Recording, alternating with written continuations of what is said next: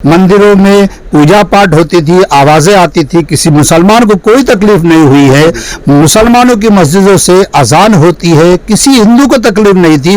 लेकिन चंद ये दुश्मन अनासिर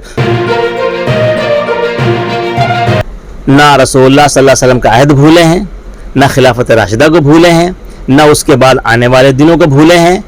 हमारे नज़दीक अहम है अजान देना।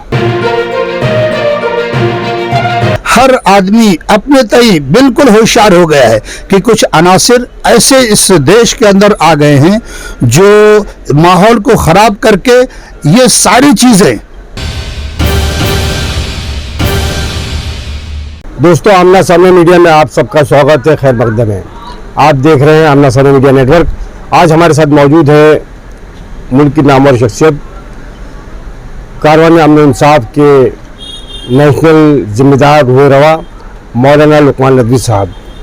मौलाना लुकमान नदवी साहब, जिस तरह से आज मुल्क के हालात चल रहे हैं, ख़ासतौर से महाराष्ट्र के हनुमान चालीसा, भोंगा, स्पीकर, अजान और इन मुद्दों पे बात की जा रही है, जबकि सारे बुनियादी मुद्दे एक तरफ रख दिए गए हैं। तो आखिर इसके पीछे क्या सियासी स्टंट है या कोई धार्मिक मामला है? बिस्मिल्लाहिर्रहमानिर्रहीम। ये सिर्फ और सिर्फ सियासी स्टंट है। सच बात तो ये है कि सियासत नाम है अच्छी तदबीर के ज़रिए आवाम की खिदमत का, लेकिन अब सियासत में चूँकि गैर समाजी अनासिर ज़्यादा दाखिल हो चुके हैं, इस वजह से न कोई अच्छी तदाबीर हैं और न खिदमत का जज्बा है। अब उनको सिर्फ तसल्लुत कायम करना है, इक़्तिदार की हवस है। इक़्तिदार की हवस और इक़्तिदार के पुजारी जब कोई कार्रवाइयाँ करते हैं तो हमेशा आप देखेंगे तखरीबी कार्रवाइयाँ होती हैं। जहाँ तक बात अजान की है, उन लोगों को जानना चाहिए कि हमने तकरीबन 1300 साल तक बग़ैर माइक की अजान दी। मस्जिदें भर जाया करती थी। अगर हम माइक के बग़ैर अजान देंगे तो ऐसा नहीं कि नमाजी नहीं आएंगे। ये एक फैसिलिटी जो मिली थी उसको इस्तेमाल कर रहे थे। सुप्रीम कोर्ट ने उसकी इजाज़त दी थी, कानून हमारा हमको इजाज़त देता है।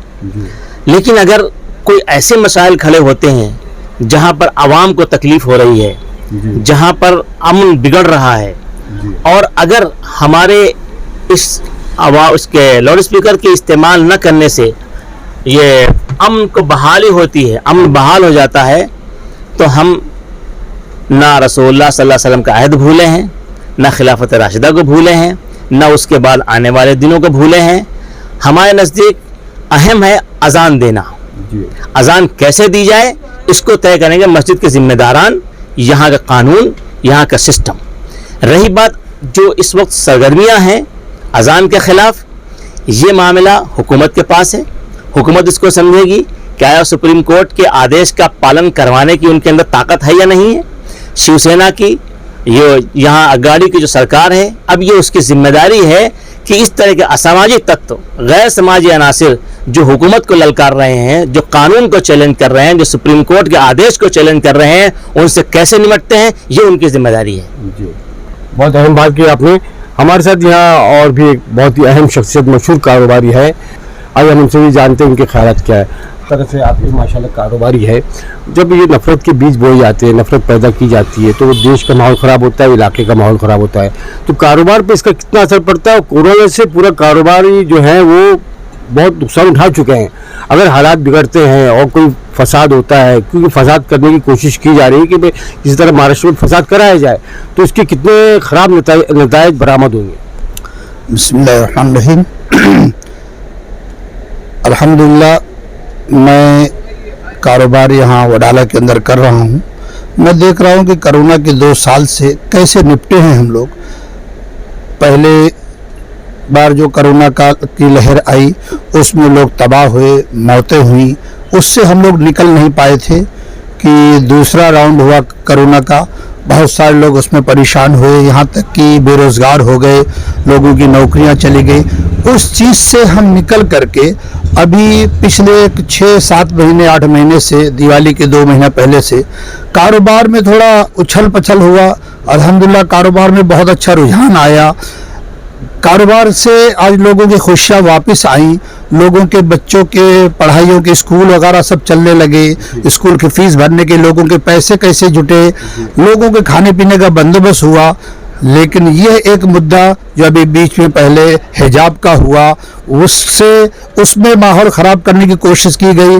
लेकिन जितने भी लोग हैं इस वक्त समझदार हो गए, हिंदुस्तान का एक एक आदमी समझदार हो गया, चाहे वो हिंदू हो, चाहे मुसलमान हो, चाहे सिख हो, चाहे ईसाई हो, हर आदमी अपने तय बिल्कुल होशियार हो गया है कि कुछ अनासिर ऐसे इस देश के अंदर आ गए हैं जो माहौल को ख़राब करके ये सारी चीज़ें एकदम मलियामेट करना चाहते हैं, हिंदुस्तान की जो मईशत को तबाह करना चाहते हैं।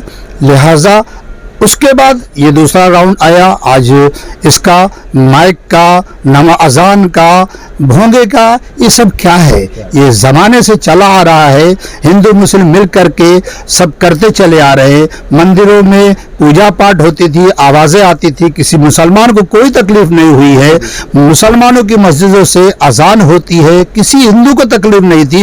लेकिन चंद ये दुश्मन अनासिर जो हिंदुस्तान के अंदर आ गए हैं अपना रौब जमाने के लिए, और बल्कि यूँ कह लीजिए कि जो हविस की लालच है हुकूमत की, सरकार बनाने की, उस लालच को लेकर के ये सब कर रहे हैं। वरना कोई भी हिंदू ये नहीं चाहता है कि अजान ना हो, मस्जिद से अजान ना हो, बल्कि बहुत सारे लोग तो मस्जिद से अजान होती है तो उनकी सुबह जल्दी होती है तो वो नहा धो करके स्नान करके पूजा पाठ के लिए निकलते हैं। बहुत सारे लोगों को हमने देखा है, गांव घरों में हमने देखा है।